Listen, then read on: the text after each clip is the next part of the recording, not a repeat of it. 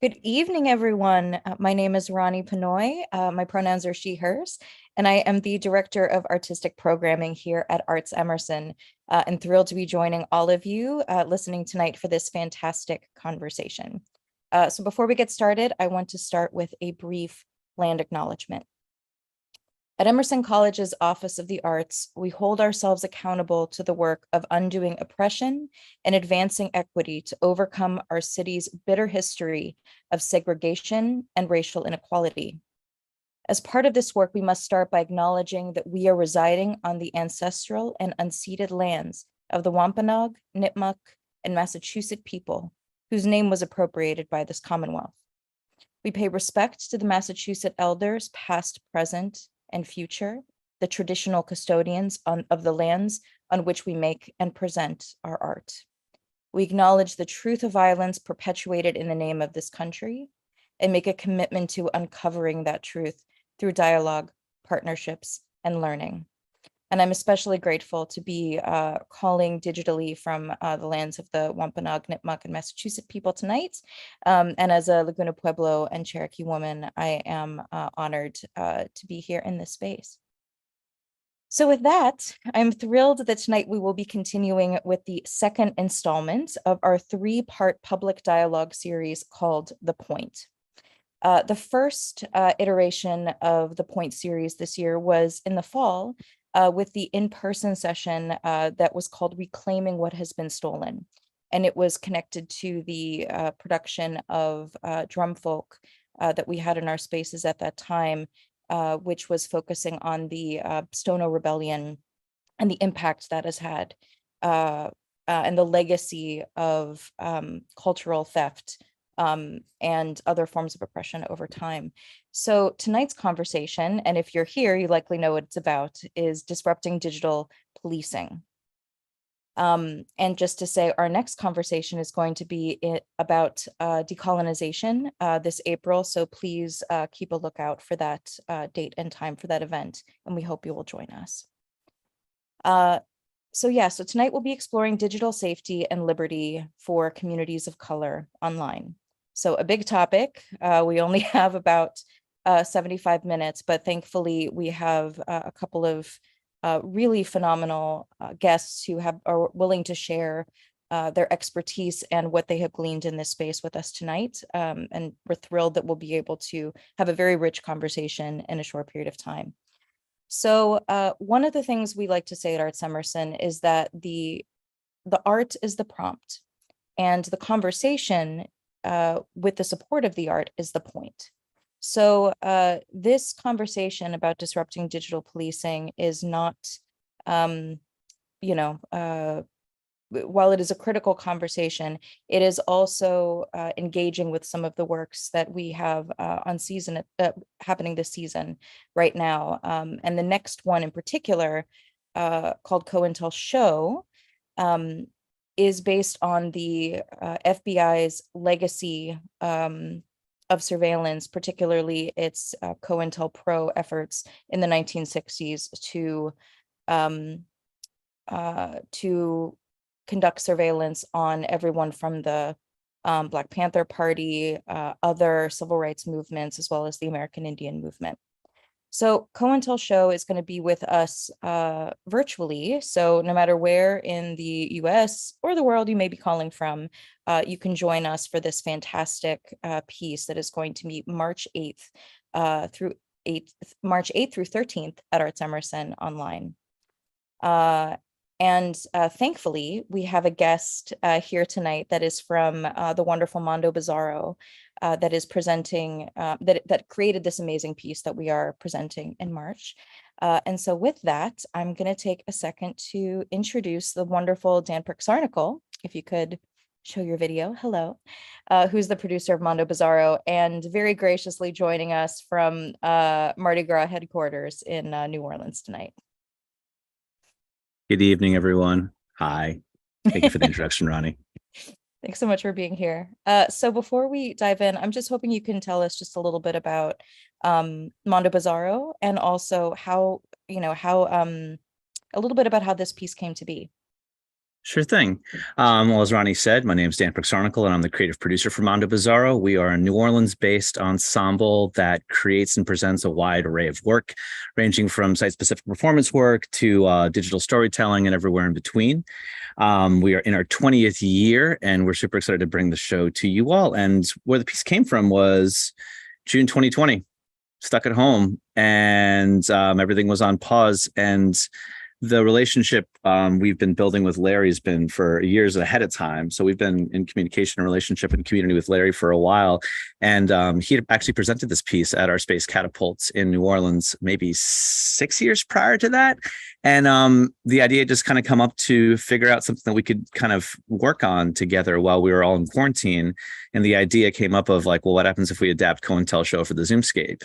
And it's sadly a very present piece. I think the piece was over 20 years old. Larry, correct me if I'm wrong at some point.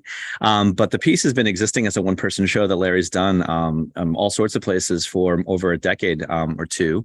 And every single time, like all these little moments pop up in the news, and you're like, wow, this is still very COINTELPRO. And it was kind of visiting the show, immersing myself in the show, where I got a lot of information about the history of surveillance in our country that is well documented. That is not, just conspiracy theories, but fact that the government admits openly and has been doing so for over 50 years. And it was one of those moments where I had, as an adult person in this country who's educated here, where I'm like, how have I never heard about this? Thanks for that, Larry. Larry first performed this in 1997. And every iteration we have done in the development of this piece to adapt it for the Zoom space, there's been the moment of like, oh, it's not going to be present anymore. It's not going to be part of the conversation. And like every single time something else pops up and you're like, oh, wow, this is still really happening. The government surveillance on us and their surveillance policies and the ways in which they're disrupting dissident groups on all spectrums of the political landscape. Is pretty wild. And it was just it's moving how much Larry's work and his investigation into it has reminded me and taught me and educated me as a producer and as an artist about what it means to take your art and try to do something civic with it, or and evoke civic action. Amazing. Thanks, Dan. And one more question for you before you go. I know that there had been a lot of rich conversation about how surveillance is affecting New Orleans in particular and communities there. Curious if you can say a little bit about the conversations in the community that you had as we're, having similar conversations up in Boston. Absolutely. Well, one of the practices we like to do, this is part of Mondo's work and also part of my training too, was how is it that we are aligning ourselves with like-minded organizations, specifically not arts organizations, because as artists, we have the ability to do storytelling. That's great. But what are the communities that we're impacting, and who is doing that work ahead of us that we can partner with?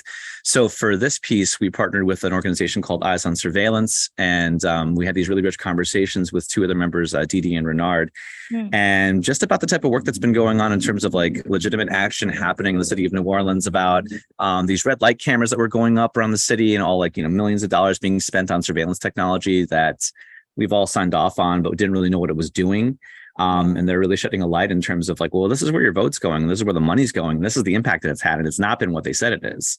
So they're really, boots in the ground, trying to call for actions and letting folks know where to go and what to do, and offering up some resources and workshops in terms of checking your own surveillance footprint.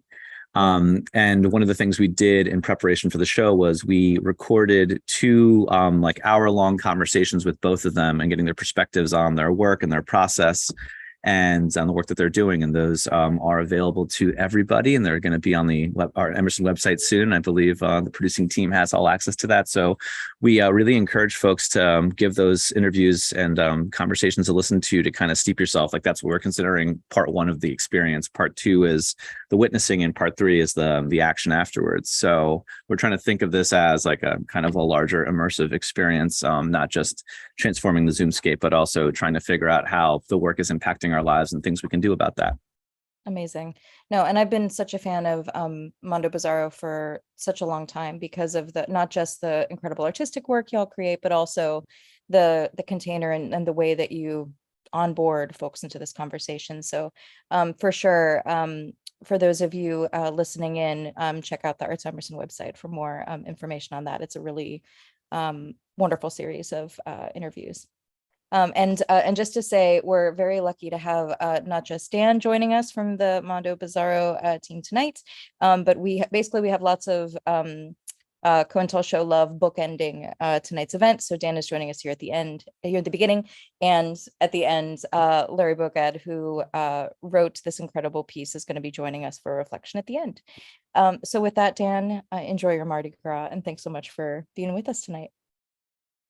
Bye, everybody. Thanks so much. Have a great one. Amazing. So with that, I am happy to introduce our two guests for this evening. And I'm going to, they both have very extensive bios, so I'm going to just say a little bit about each of them. And then I'll let you know, Kate and Lauren, when to hop on. So Kate Crockford is the Director of Technology for Liberty Program at the ACLU of Massachusetts.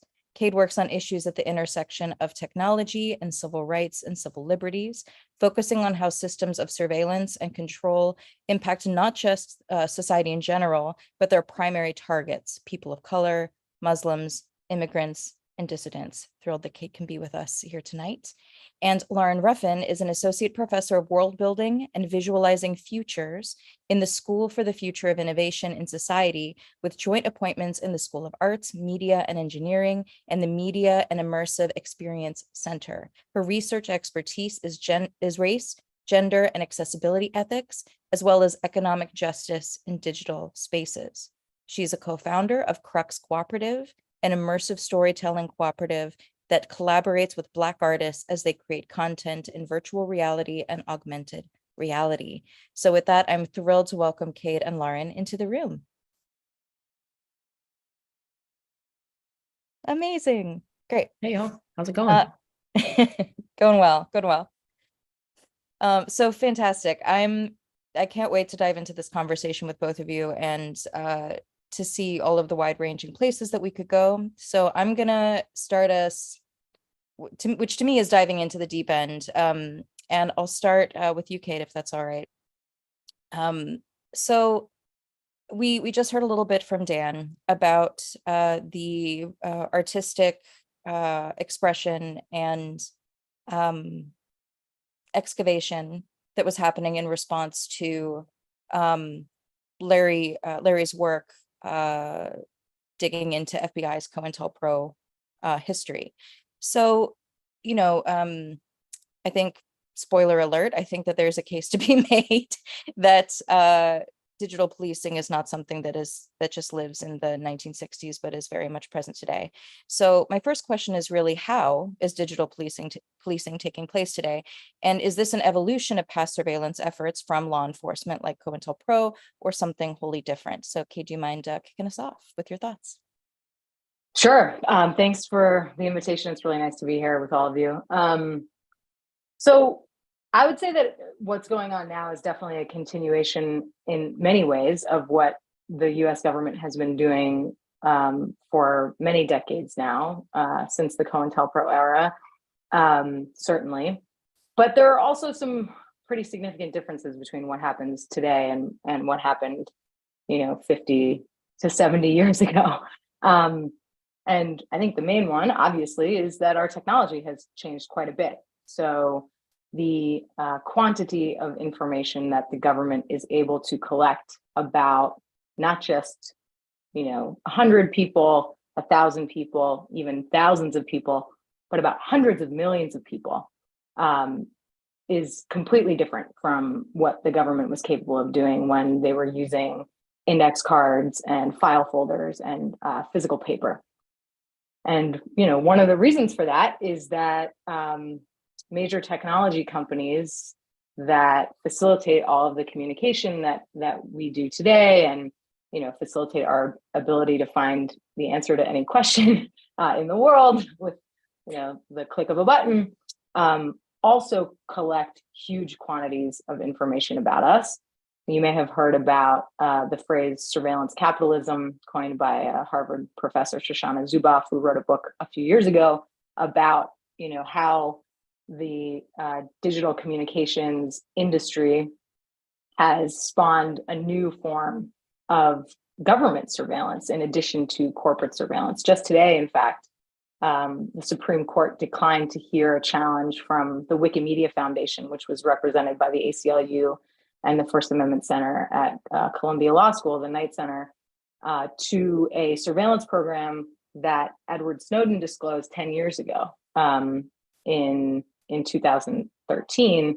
That's the program called Upstream that basically allows the US government, the NSA, the FBI as well, to tap into the actual, cables that are transporting information around the world over the internet, and search through all of that data, the information that Google holds, that Facebook holds, that many other technology companies hold. That's our most sensitive data. And unfortunately, all of our efforts thus far in the courts to stop that unconstitutional surveillance have failed. Congress now has an opportunity to end that program, which is scheduled to sunset at the end of the year. Each time, prior to this, since 9/11, they have renewed the program, despite activists and advocates asking them to end it.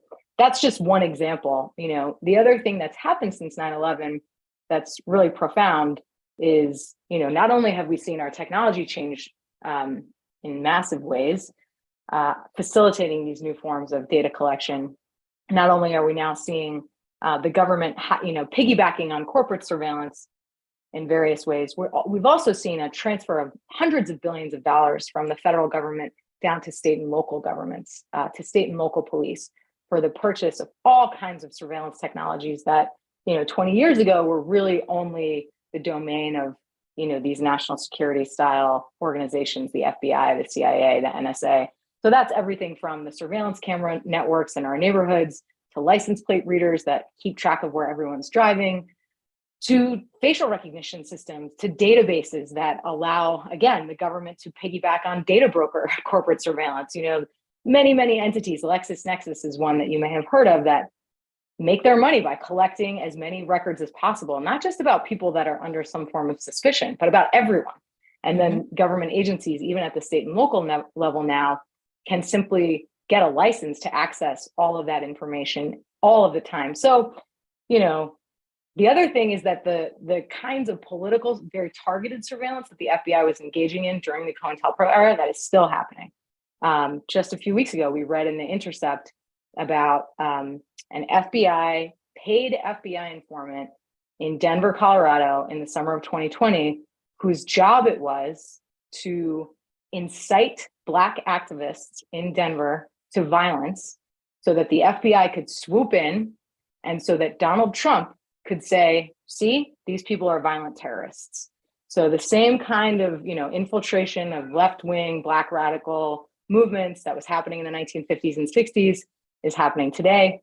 What's different now is that the government has a lot more access to information and is frankly bigger and more powerful than it was then.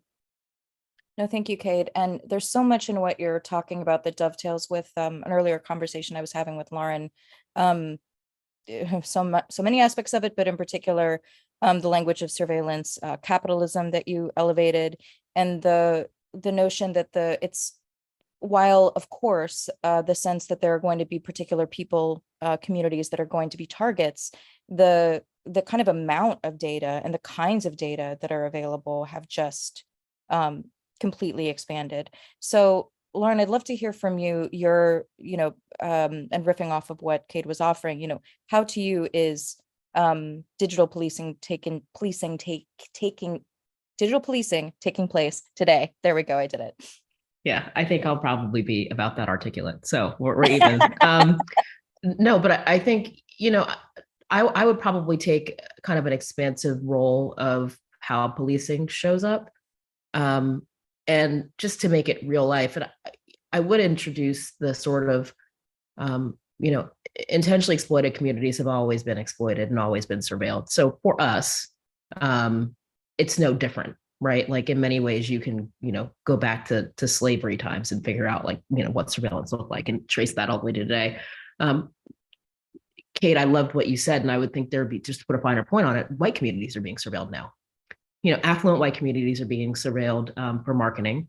And we did talk earlier about, for me, the big distinction now is also the connectivity between government and private entities, and how quickly the scale of acquisition happens, that allows various data sets to be merged for the purposes of marketing and surveillance at the same time. So all of this data is working sort of to pinch us on both sides. So when you look at a company like Amazon acquiring One Medical, and they can use that information both for surveillance and marketing, but also for Black communities and brown communities, really thinking about what does health look like for us? Do we deserve adequate health care? How do they sort of determine whether we've contributed to our own poor health and our poor health outcomes? And so to me, that feels like a particularly distinctive form of policing that, has nothing to do with, criminality or the carceral state in theory, but, it really, I would say just the constant creep, like the mission creep of data and surveillance is what kind of keeps me up at night most. No, thank you for that. And I want to speak to the work that each of you is doing as individuals, because in addition to being very knowledgeable and generously sharing a window into a world that I think many of us are just not paying close enough attention to. I feel like I can say for sure that I'm not. There is a great deal of advocacy and specific efforts that both of you are taking on. So Kate, I'm hoping you can speak a bit about your advocacy work in this space, and also a sense of what's happening on the ground here in Boston and Massachusetts widely. Happy to. So one of the more recent campaigns that we've run in Massachusetts is a campaign called Press Pause on Face Surveillance. And we launched it in 2019. We had a series of goals. We wanted to pass some local bans on government use of facial recognition technology. We wanted to pass a state law dealing with the technology as well. And we've achieved both of those goals, although the second one still remains sort of unfinished. But we worked with a variety of community organizations, advocacy groups, activists, residents, and city officials in 8 communities in Massachusetts over the past 4 years to pass prohibitions on the government's use of facial recognition technology at the local level, including Massachusetts' 4 largest cities. So that's Boston, Cambridge, Springfield, and Worcester. And that's really exciting and important work. One of the reasons that we're so concerned about facial recognition technology in particular is that it is biometric surveillance, particularly remote biometric surveillance. That is surveillance that is performed at a distance so that you're not aware that it's happening. You certainly can't give your consent because you don't know that it's going on. And unlike, the government's ability to track your phone or your car or your email or your text messages, this is your physical body. This is your physical body moving in physical space. And so it is a means of kind of breaking that fourth wall between the really extreme quantity and quality of digital surveillance that's taking place. Everywhere we go, we're being tracked because we carry our cell phones with us. All of the information that we leave behind connected to our digital selves online, it's connecting that to where we choose to go without our cell phone, right? Maybe we want to leave our phone at home and go for a walk. Maybe we want to leave our phone at home and go to a protest. Maybe we want to leave our phone at home and go to a clinic to receive specialized medical care that we don't want, the surveillance capitalists or the government knowing about. I think that's particularly resonant now after Dobbs. That is not a private experience if it is simple enough for the government to simply type your name into a computer and then get images of every place where you've been seen by a government surveillance camera throughout a community like Boston. And this is obviously a heightened concern for Black and brown communities that are over surveilled. If there are more government cameras in your neighborhood, it's more likely that you're going to be picked up by those cameras walking around your community. So that, that's one of the reasons why we took this campaign on, is that we see biometric surveillance as really the next generation of surveillance, breaking down that barrier between what, governments and corporations are able to track through our digital selves and how they're able to track our physical selves. And so we really thought it was necessary to draw a bright line in the sand and say, first of all, we know that this technology is racially biased. We know that it has gender bias problems. It even has age bias problems, working more poorly for children and for older people, for elderly folks.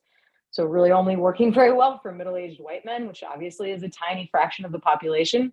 But even if the technology worked perfectly, we would still oppose it because, especially in its most dangerous form, to the use of facial recognition technology to analyze moving images, to analyze video data, it really is a perfectly authoritarian technology because it enables the government and, frankly, corporations, if they have access to a surveillance camera network, to track us from the moment we leave home in the morning until the moment we come home at night. And not just one of us, but all of us. And not on one day, but on every day.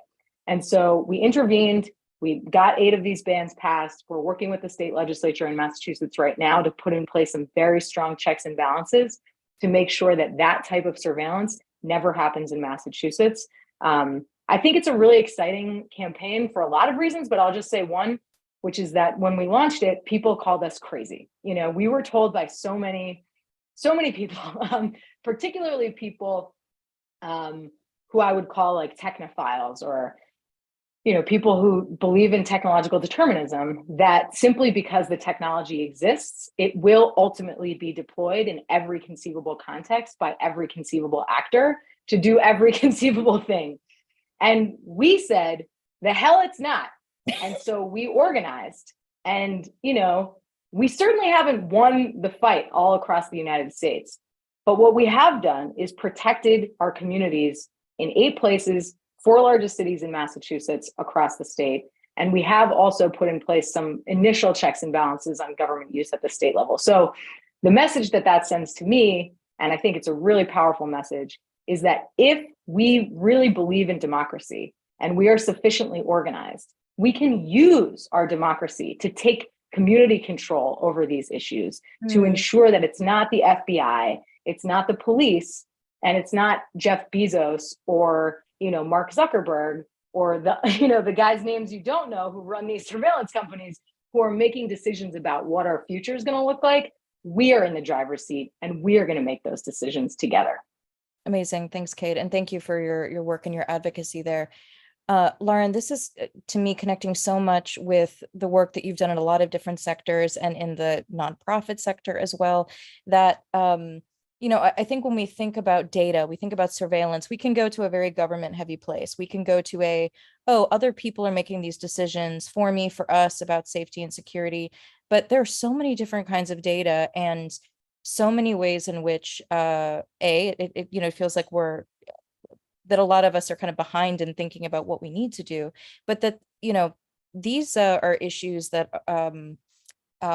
this is the water we're swimming in, not just, government top down, but everywhere. So curious if you can speak to a little bit about that. Yeah. I mean, I think the thing that and having primarily worked in the nonprofit sector,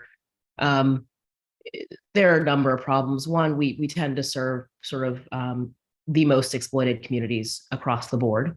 And yet we run our businesses on G Suite. Like if we can't get to the real honesty around the problems there, if we're like having a serious conversation about safety, digital surveillance and health and digital cleanliness, like that's the starting point for me is, what is your actual will as a leader of an organization to move your company off of what everyone else is using? I've been, with Crux, we partnered with close to 40 organizations over the course of the pandemic. And I was frankly astounded. Social security numbers are shared in Google Forms.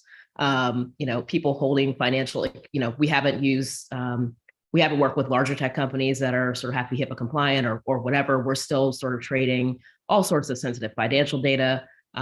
It's terrifying. So that's one point. The other thing is, and Kate, you talked about sort of the democracy we deserve and the democracy that we should all have.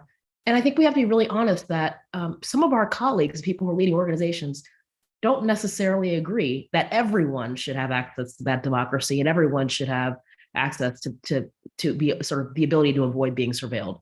And so you have organizations who are surveilling their staff, largely because of the abdication of leadership. We have leaders who don't understand technology. We have leaders who feel like they're not impacted by surveillance technology, and they fundamentally believe they should be able to surveil their staff. And I think that's a huge issue that I see in the nonprofit sector. And typically it boils down to one or two, IT guys who typically tend to be fairly petty, and also, not super. I won't say they're not necessarily as well versed in everything that's happening right now from a surveillance perspective, but they wield a lot of power in these organizations, and there's not a lot of accountability because we don't want to change. And then the third piece I'll say is, having been trained sort of in working in communities, homeless shelters, food pantries, foster care, youth who have just been stepped down from sort of highly secure situations. As a young nonprofit worker, I was taught that all cops were bad. If a cop shows up on site and knocks on the door, don't let them in unless they have a warrant. Even then, we have lawyers. Here's a list of lawyers by the door. But under no circumstances do we allow cops to deal with our youth. And I think we have an entire swath of the sector who likes to say all cops are bad, who likes to talk about surveillance, but then is also complicit when at the moment that those people show up at the door. And I think that requires, I've been saying for years that leadership in the nonprofit sector requires a really sophisticated understanding of systemic racism. We still have leadership who don't understand that. And I think it also requires a sophisticated understanding of surveillance technology and all the ways that our leaders and our colleagues, sort of abdicate responsibility for our safety and for our digital data. Yeah, no, thank you, Lauren. And you're cutting across a lot of different areas in which there are different kinds of risks and different kinds of outcomes, right? So I'm curious if you can give a few examples of in any of those instances you mentioned. Let's start with the what you mentioned about G Suite and about staff at organizations surveilling other staff members. What has that looked like, and what are some of the, because I imagine that there might be some people listening who are wondering, well, but I don't understand what's at risk. I don't understand what could possibly get out on G Suite. I don't that maybe there's a sense that it doesn't apply. So I'm curious if you can say a little bit more about that. Yeah. I think organizations typically lack nuance and understanding who has access to sophisticated financial data. So they do the thing where either everyone is treated like they're handling sophisticated financial data, sophisticated data generally, or no one is. And there are people within organizations who, probably should have oversight, but the reality is none of our organizations should be holding credit card numbers, social security numbers, any of that stuff on local servers, right? But that's still happening, which is, and let alone what happens in Google Docs. Like I've seen things in Google Docs and Google Sheets that's terrifying. I'll also say that for performing arts institutions, where are your video cameras and why are they there?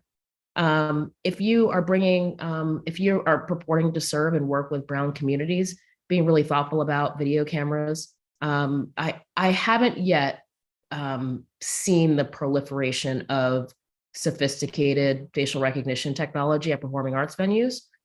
However, I would expect that we'll see that in the next couple of years. Yeah. The situation at Madison Square Garden is very interesting from a venue perspective. I don't know if y'all been following that, but James Dolan, who owns the Knicks, he essentially is using facial recognition technology to bar any attorney who is currently working on a suit against him. And so it's like they can't get into concerts. I would not be surprised if we began to see, and again, usually it's one person making a decision because this tech seems cool, where we begin to see larger performing arts venues starting to use facial recognition technology under the auspices of easy ticketing, like a Clear type thing. Yeah. So I keep my eyes open for that. I'm just waiting for it to be in other venues. And again, like, where's that data going? How accurate is it? How's it being used? So those would be some. And then, I think that really understanding that if you are an organization that's doing work that is perceived to be anti-carceral, or perceived to be, even if it feels like you're making your local community better, making local government better, there's a chance that you and your children can be surveilled. And so I think that's as the sector gets more and more into sort of activism, artivism, whatever, I don't know that we always do a good enough job talking to people about the potential risks to themselves and to their families. And I know that seems dystopian and sort of overly broad, but this weekend, this was the second time I'd heard of, an elementary school student having a parent's activism around improving schools in the student's file. And so those sorts of things, as organizations, as people begin to band together, mutual aid pops up, and parents begin to advocate, necessarily, kids are being surveilled in a particular way. So I think it's just, there's a lot of overreach here, and it feels like, and Kate, I don't know if you have this sense, but it feels so big that people can't figure out where to take the first bite, in some ways, and then we give up and are like, okay, let Alexa in my house.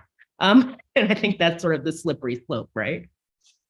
Yeah, and I love the way that you said, Lauren, when we were speaking earlier, that so many of these things are hidden in plain sight, that if you just think about it, and when you really think about all of the information that is somewhere, when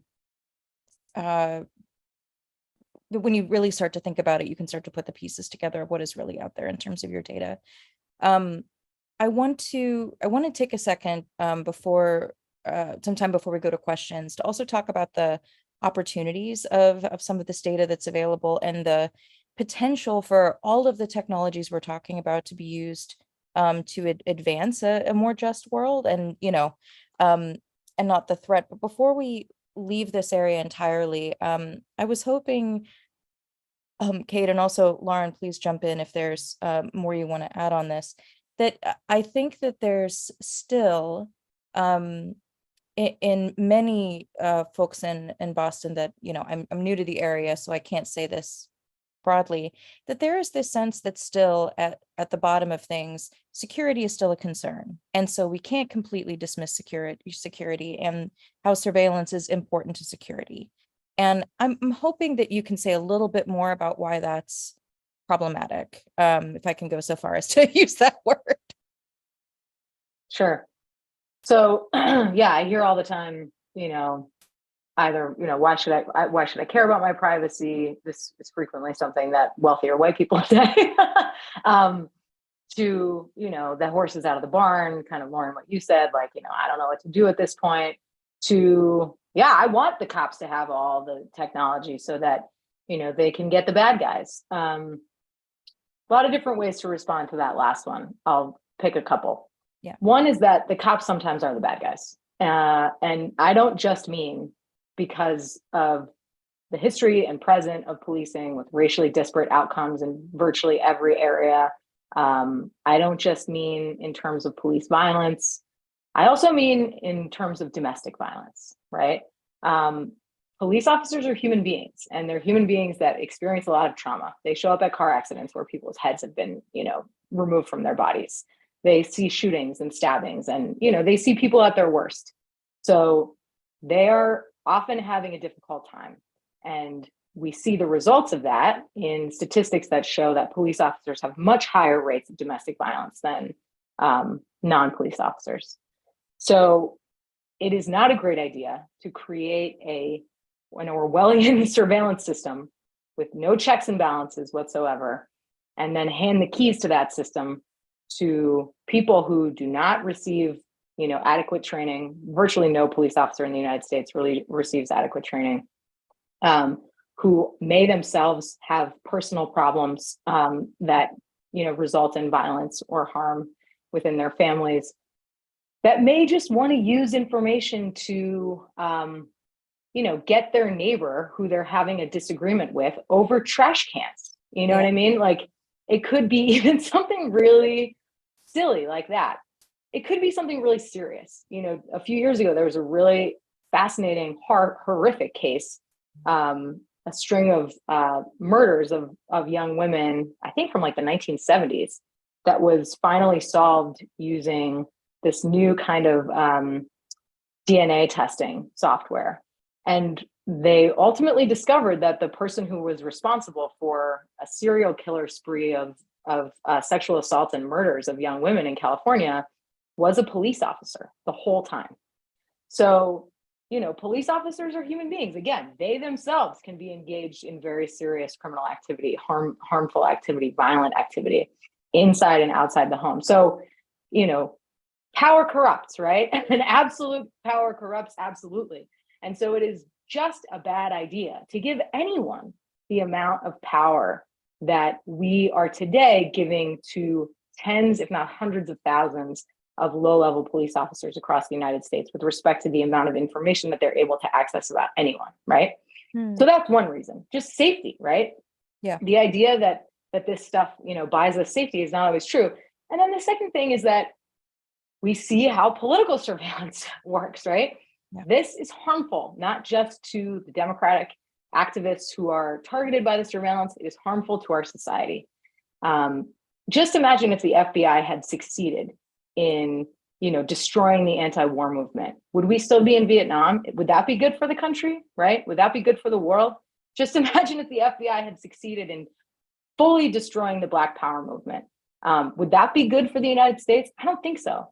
So, we have to think about safety in a more expansive way. It's not just about, is the camera going to deter a crime? Cameras don't deter crimes, studies show. Or is the camera going to assist the police in solving a crime after the fact, the more probable outcome? It's also about, who has access to those systems? Who's involved in the decision-making about where the cameras go and why? How long is the data stored? What kinds of technologies are going to be applied to analyze that video, like facial recognition, et cetera? So, we at the ACLU at least don't take the position that all surveillance is categorically evil, right?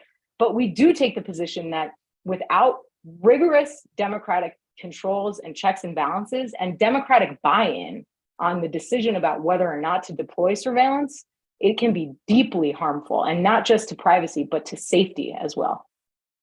No, thank you. Thank you for unpacking that. Lauren, is there anything you'd like to add on that, or? Yeah, I would just add, as someone who works largely in the digital space, just threading together biometric data in terms of service. When we have youth and artists creating things in the digital realm, a lot of these technologies like VR don't work without our biometric data. And so it's impossible to be anonymous in VR. They're tracking your movements. They can figure out your gait, eye tracking. So all of that stuff becomes really important. And then in many ways, Cage, you said sort of, I think you said democratic input, but we all sort of just check a box in the terms of service. And I think that happens also politically with regard to technologies like facial recognition. There needs to be an onus on governments to actually make sure that everyone understands what they're collecting. And I think the same thing for private companies, because so much is hidden in the fine print, so much is hidden in police budgets. When we think about the amount of public health COVID dollars that went to police surveillance technology, even in small communities, and I work in Little Mesa, Arizona, they spent $3.3 million on a high tech surveillance with their they're Keystone cops. It's just, these guys are running around and like, can we get drones? What can we do with this? They're working with small businesses, and here's a free Ring camera. Please report the crime in our community. I just think that, like, as citizens, we just have to be a little bit more aware of what's happening, and like, the government's not going to do it for us. Like, we actually have to get outside of our comfort zones and stop choosing, like, it's easier for me to talk to my devices. We want to have our algorithms and our Netflix and everything sort of perfectly catered. Like, I think we need to be willing to work a little bit more and do a little bit more labor, because we are actually a huge part of the problem. I think we spent a lot of time talking about the government, but like, we're actually not protecting ourselves, and it requires us to be more thoughtful about what we're doing and what data we're giving up. I also just didn't want to lose, because you asked about positive stuff, data co-ops. I don't want to lose data co-ops. Which are popping up around the country, whereby communities are banding together to really understand what data is being collected by them, and then choosing when to sell it to a company and when not to, and also pulling data off the web using apps like Delete Me. And so I just wanted to end on sort of a more positive note around, like, there's actually some people who are quietly doing great work. It's not getting any press at all. But I think that, part of us becoming more conscious about how our data is used is really thinking about how do we band together, organize for our own data ownership. And actually, I want to, you just did the segue for us, Lauren. I love it because I actually want to spend a little bit more time on the positive side because, um, all of the, this was something I think that came out in an early conversation with you, Kate, that there can be a tendency, like there is with climate crisis, to kind of go, this is so big, this is so overwhelming, I don't know where to start, and it feels like it's happening to you, as opposed to something that you have agency and a way through. And even, I would even say, I mean, it's not really a competition. Everybody should be involved in many things that are important to us in our lives, but with everything we've been talking about, it is not too far gone. It is not the horses out of the barn. There is so much potential for, I think the way that you talked about it earlier, Lauren, was Web 3.0. There's, what is the future democratic systems that we want to build? And, if a lot of forces are a couple steps behind, what are the exciting things that are happening that we can kind of look to and use as models or signposts to kind of to move us forward in a positive way? And so, Lauren, I'm hoping you can actually say some more about some of those wonderful efforts that are, as you said, not getting press, or some ways that are exciting and generative, that technology is moving us forward into a more just future than the one that we're in. Yeah. And I would just make a plug for a closer alignment between the traditional nonprofit sector and, sort of your average consumer and the open source movement. So much of what we've learned about surveillance comes out of sort of underground hackers and people who are also doing work building apps, the open source movement. And as we move into a better understanding of Web3, meaning an interactive web, a web that's more decentralized, there's a real opportunity for nonprofits to who never really got good at Web2, it just didn't, but maybe they could get good at Web3 and begin thinking about how do we decentralize our data so that no one has absolute control over all of it. But there's a high level of coordination between data sets that gets us to a much better place. And that's, probably a whole different conversation, but I am hopeful. And, as I'm talking to and consulting with grassroots, BIPOC orgs, I'm always like, hey, you guys feel like you're really behind, but let's just leapfrog together. Learn this new stuff, which is actually so, it's so deeply connected to our core values. Around shared leadership, around sort of how control and power is spread across broadly rather than sort of at the top. And so I think there's some ways for us to mimic the values we espouse with new technologies, which are getting better and better every day. Oh, that's so exciting! I love that, and that's an exciting inspiration point for me to think about in regards to Emerson when we in future. And Cade, I know I want to actually offer that same question to you. And then I know that we're going to be very sad to lose you for your 7:00 commitment, but I wanted to give you an expansive moment to answer this question. And then Lauren, you and I can take some questions from the lovely crowd. So Cade, over to you for bright spots, positive thinking, future justice. I mean, I see bright spots. One of them is the growth of Mastodon in the wake of Elon Musk buying Twitter. I think it's really exciting that there are so many people, myself included, on the internet who are looking to form different kinds of online communities that are not controlled by centralized, corporate actors or, flighty billionaires, whatever the case may be. So that's exciting. There are a lot of people, like Lauren said, who are hacking away, building tools that, that many of us could be or should be using already. One other bright spot, I think, is the fact that Wikipedia remains one of the most popular websites on the internet. It's a nonprofit. It shows us that there is another way of doing business online. It's possible to run one of the most important websites in the world for, hundreds of millions of people all over the planet in so many different languages that is not focused on surveillance and commercialism. It's focused on community, which is, exciting and beautiful and wonderful. And the final example I would give is the growth of the Signal app.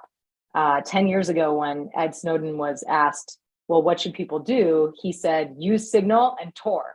And Tor hasn't really taken up as much. It's a little more difficult for people to access, a little more confusing. But Signal is very simple. It's an app. You download it on your phone. It works on Android and iPhone, and it allows you to securely communicate with other people who have installed the app by voice, by video call, by text. It is pretty much all I use to talk to my friends, my coworkers, folks I'm organizing with. And I was really I was shocked and surprised and, happy in a way to see that some of the messages that were obtained from people's cell phones, the only way that the government could access your Signal messages is if they have your physical phone and you've been foolish enough not to turn on disappearing messages, which you should do because then they'll automatically erase after a certain amount of time.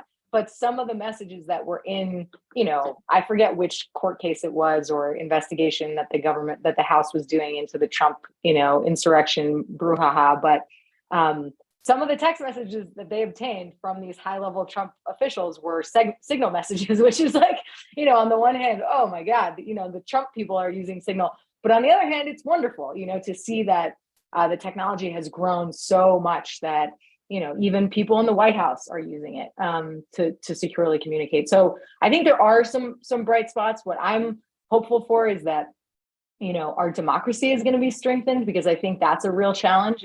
It's deeply challenging for civil rights and advocacy organizations who are pushing in DC for strong privacy law to counteract the forces that, the millions of dollars that Google and other companies, Facebook, et cetera, Amazon, Microsoft are throwing at Congress to try to weaken, water down, pollute good privacy legislation. And so I think, a lot of these problems are problems that relate to the health of our democracy. And our democracy is not healthy, obviously. I think the past, 10 years have really shown us that very clearly.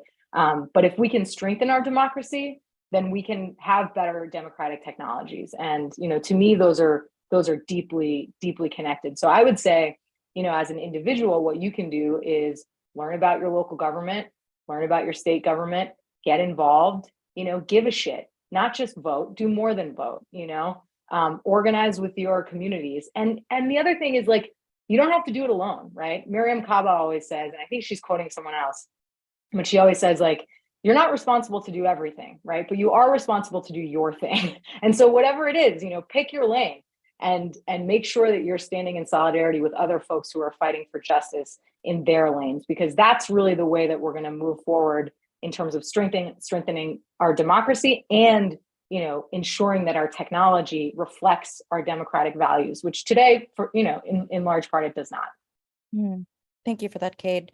And with that, I'm happy to release you to go to where you're headed next. But thank you so much for being with us. I really appreciate everything that you offered tonight. Nice Thanks so meeting much. you. It's been fabulous. Yeah, you too. Bye-bye, guys. Thanks, Cade. So Lauren, with that, I think what I'd love to do, there's two questions that have come in hot off the press. I'll give you two, and then you can pick which one you'd like to lean in on. That requires me to remember both of them, though. Oh, okay. All right, then I'll pick one. All right, I'll be good. How do everyday people know what technology to trust as things change and develop so quickly? My response is I wouldn't trust anything right out of the box. Yeah. It's not the answer people want, but I do think conversations like this help to sort of illuminate a couple that are more trustworthy. The reality is that our government requires apps and technologies to sort of tell you how they're going to use your data. We don't read, but they don't have to tell you clearly. And actually, Meta just lost a pretty huge lawsuit in the EU because the EU has become the enforcer because we can't do that in the States. But lost a really large lawsuit last month about how its terms of service were. Are people actually accepting, sort of the terms of how their data are being used? And if it's hidden all the way down at the bottom with the checkbox, who's really reading that?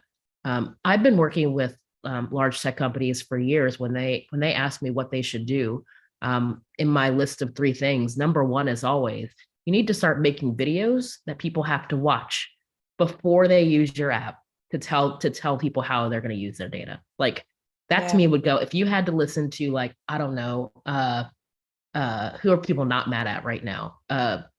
Chris Tucker. I don't know. But like if you had to listen to a comedian tell you like your terms of service and what data is going in like a super fun way, like that would go so far for us like understanding how our data is being used. The Right. reason they don't do that is on purpose. And so to me, if you're in a community, and that can happen Discord communities, Slack communities, various apps, if you're not clear about how your data is being used, it's sort of on you to make sure, because at this point, especially if you're listening to my voice right now, that you have to do a little bit of extra work. And that's sort of the price of safety and security for you and your family and your community. Right. But we can't go from we can't be blindly trusting everywhere we go and kind of expect that the outcomes are going to just automatically be democratic and just, and that our own data won't be used in ways to either make money or for more. Yeah. I also think it's at a really personal, like emotional level, like we get peer pressured into doing things that aren't safe. Like you want to get off Signal, but all your group chats are on sort of iMessage, and it's a group chat of 4 and 3 of you are willing to do it, but there's the 4th person who's like, I'm not changing. And then you all end up staying there, and then your friend feels isolated. And, it's these discussions are really hard, and they come down to like sort of our childhood selves and how we deal with peer pressure. Or people make you think you're paranoid and crazy. And That's interesting. yeah, so I think there's a certain level of like just sort of, I don't know, we're all just sort of navigating things the best we can. But it does require like a level of sort of having a really, really thick skin around like the peer pressure you get to sort of maintain the status quo. The status quo is killing us. And I think that's the hard reality of it. Yeah. Oof. All right. Well, on that note, I actually well, there are some more questions. What I'd love to do is to bring on the wonderful Larry Bogat into the conversation. So Larry, if you could throw on your screen. Hey, Larry. So for those viewers watching, Larry is the playwright of COINTEL Show that will be with us at Arts Emerson, March 8th through 13th. Larry, so thrilled that you can be here with us. And I was just reading that your the piece, which really focuses on the FBI's COINTELPRO efforts, specifically was originally written in 1997 and has then evolved over time. And while clearly that means it has so much resonance, of course, I think we're all very disappointed that it still has so much resonance. So I would love to hear your reflections, having spent so much time in this area, on this conversation, and also give you an opportunity to chat with Lauren a little bit too about follow-up questions that you had out of this discussion. Yeah, no, it's an amazing discussion. I was just taking notes. I was glad to be virtually in the room. This was really great. And especially the idea of well, what can we proactively do about the problem? That really, I was trying, as I wrote the play, the first version was, oh my gosh, look at this look at these documents. They're caught doing all this stuff, right? But then the question is, well, that's not empowering. And what do we actually do about it? And I think that what I really appreciated from this forum is, okay, what are proactive steps that individuals and social movement organizations take? What can we take to continue to be active and to contest this invasion, both of privacy and this expanding state power that is so biased and is so selectively racist, et cetera, and how it's enforced.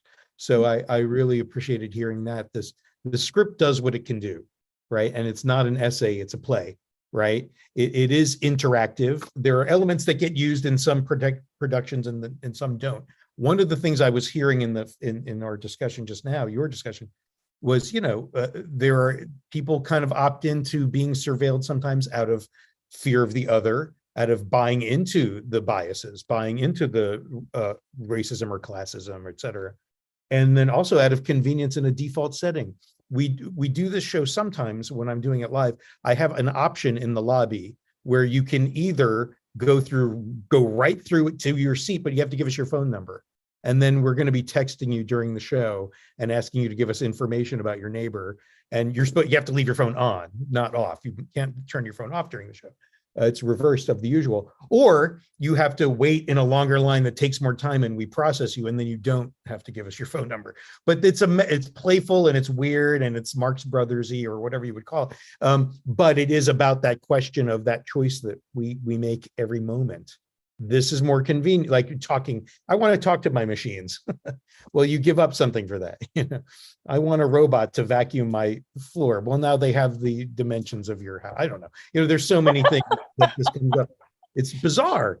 But so I try to make the piece, there's different versions. The streaming live online version is different for obvious reasons, but that's part of the conundrum too. So anyway, I really, I appreciated the idea of also what's positive out there, because things have gotten worse in some ways since I first wrote the piece. I've struggled to keep it sort of up to date with the new developments, right? Snowden is mentioned in the piece.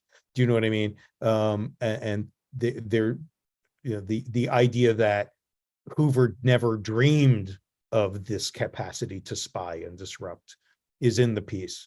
But there's so much more to know about. As far as how to at least minimize the invasive state, and to another thing is how to work across boundaries of privilege. You have to acknowledge the privilege first. So when you have coalitions where some people are in more jeopardy than others, you can't pretend everyone's in the same boat. And I think current thoughtful intersectional organizers are operating that way, but it has to be explicitly in the protocols of a meeting. And I always know a meeting of an activist group that I'm participating in is serious, when the phones are far away. And I know that's not everything, but the phones aren't even in the building, and then I know, okay, we're taking this seriously. But B, when everyone's relative privilege or vulnerability is acknowledged as we decide who's going to do what. When we're planning actions. So, I mean, that's just my opening rant. No, no rants, just love. Well, and I love, thinking about what you were offering there about by opting in, we're giving something up. I think too, what I appreciated, Lauren, that was a new space for me, in hearing from you, is that there are open source and other options that allow for participation, but with more kind of understanding of where your data is going, right? So it's not so much that we have to leave a puritanical in terms of technology lifestyle in order to be safe. I think it can be very easy to feel kind of black and white when it's just a matter of any technology is only as good or bad as how it is. Yeah. And I mean, I think, early in my career, when I was fundraising, I was always surprised by the number of people who don't know all, like, how their address and, what stock they own and how, like, who they contributed to was all public knowledge. I'm always just surprised by how, like, this issue of not knowing what data is out there is not new. Because I remember, like, my friends being like, well, how are you finding these donors? And me being like, we have a database that aggregates all the publicly available information. They were like, what? And I'm like, if you own a house, I can tell you everything about you. If you've given to a political campaign, and I was in DC with a whole bunch of people who were lobbying and everything else, I was like, I can tell you how you gave. I can tell you how much you gave and when. And so, like, the data thing isn't new. And neither is our just complete refusal to know how, like, where our data is. Like, we are just determined to be in the dark. And, I think you make a good point. I actually think people should 100%, if they decide that they want Amazon to have all of their medical data, then fine. But, like, I have plantar fasciitis, right? There's a great orthotic, right? That's how old I am. There's an orthotic that I bought on Amazon, right? But if Amazon now is doing health insurance, and they know that I actually started buying this thing 2 years ago, but I'm going to the doctor now with new insurance saying that, it's a new thing, it's a new injury or whatever. Like, at some point that data is going to make me a liar, right? And it's the sort of thing where, like, maybe I shouldn't have tried, but also we're all human. And I just think we have to be thinking 3 steps ahead with regard to, like, how all our data sets are being merged. There are lots of people who are in perfectly fine health who don't care that their data is out there fine. make that choice, but also let's make it clear for the folks who do want their data to be protected, to have the ability and sort of get into the habit of thinking about it. Half the thing is just being aware of what you're giving up. And so much of what you're saying, it all seems to come down to what is our accountability to one another. Because as soon as you start entering the conversations with, I'm just going to think about this, but how it affects me, your privilege shows up. So just as, in trying to build a different and more just society, we want to be aware of how our privilege shows up and be working against that to create a different kind of system. Same is true with technology. Just because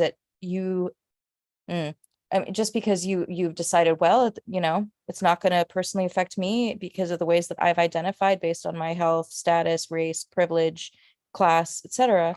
That's not going to be the case for everyone. So it's again one of those issues where folks with privilege have got to think about, like, okay, by opting into this, how am I making that decision for other folks as well? Yeah. And I will say that, another thing that I should have said earlier that makes me really hopeful is the students I teach. They are so much more sophisticated than my colleagues around their data. Their willingness to forego, like to sort of deal with peer pressure when they're not on social platforms. They've seen, friends get bullied and doxxed and trolled and swatted online.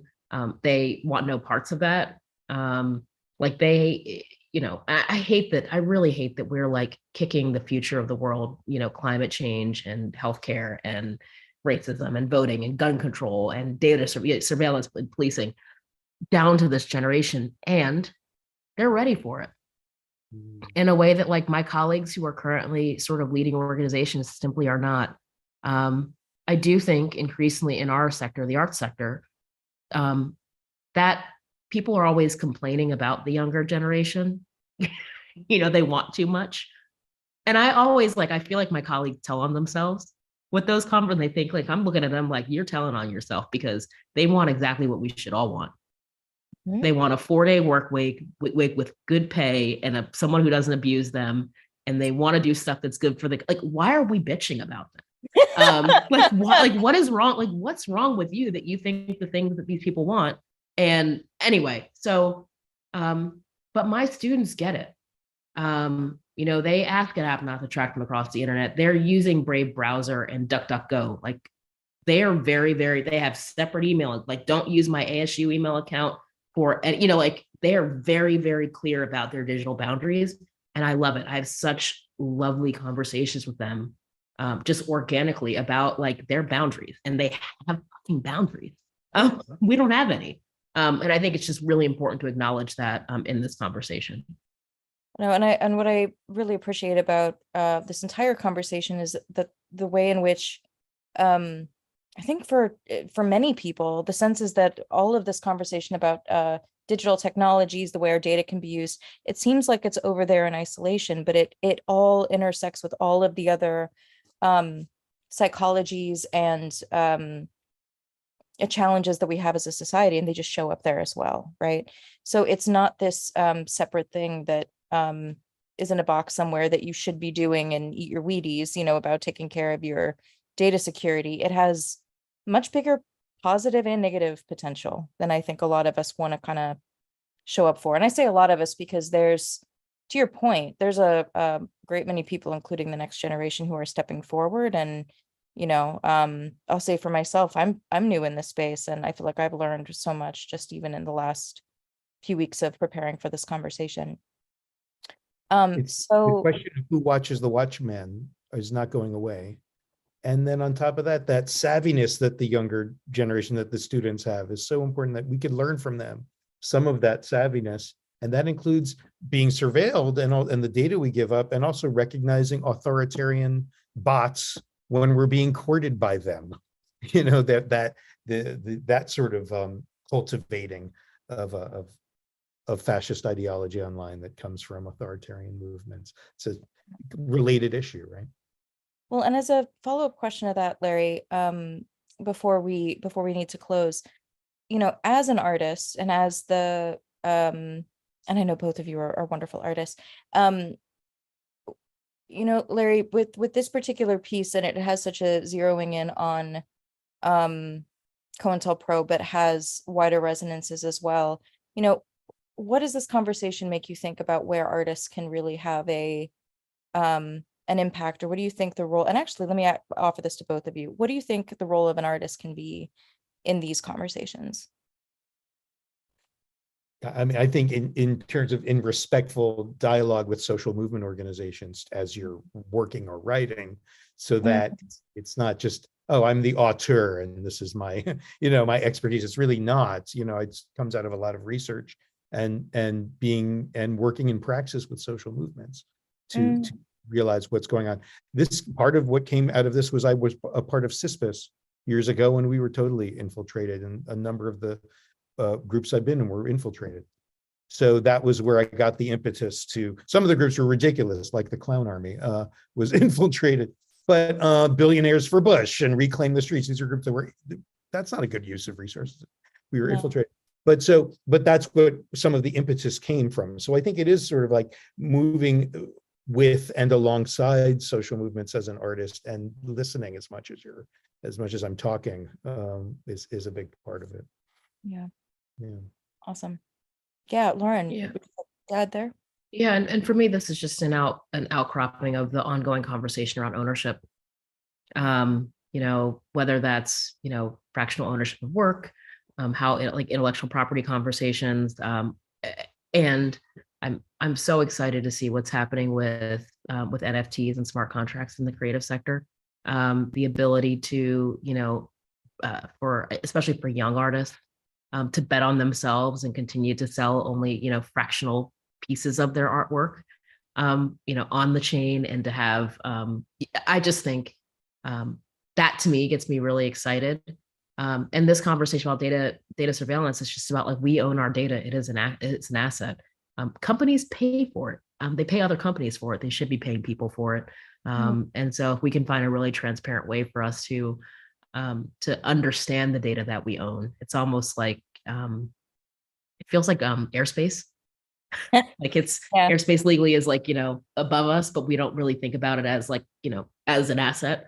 But like people buy it and sell it and they trade it. And so for me, the intellectual property implications, the ownership implications of just really having these conversations about data are so important. And I hope our sector gets smarter and like really takes it seriously, because like there's billions of dollars that we're just sort of leaving on the table because we can't wrap our minds around this thing and take it seriously. And well, thank you both so much. And I think that is a wonderful note to end on. And I'm incredibly grateful at all of the different directions that this conversation went, that it went from thinking about the legacies of government and law enforcement surveillance, all the way to the real agency and possibility and relationship and accountability and courage that we all that it's an opportunity for all of us to have as well. So I think we really went to a number of beautiful places, and I just want to end by encouraging everyone listening to follow the wonderful work that Kate and Lauren are both doing. We only scratched the surface of the many projects and interventions that I'll say that they're a part of. And of course, please, we hope you will join us watching COINTEL Show March 8th through 13th. Larry's incredible work and the full company of Mondo Bizarro. So with that, thank you so much to you both for being here with us. And to everyone listening, we'll be back with another point conversation, this time in person in April. So check the Arts Emerson website or your email or social media for more.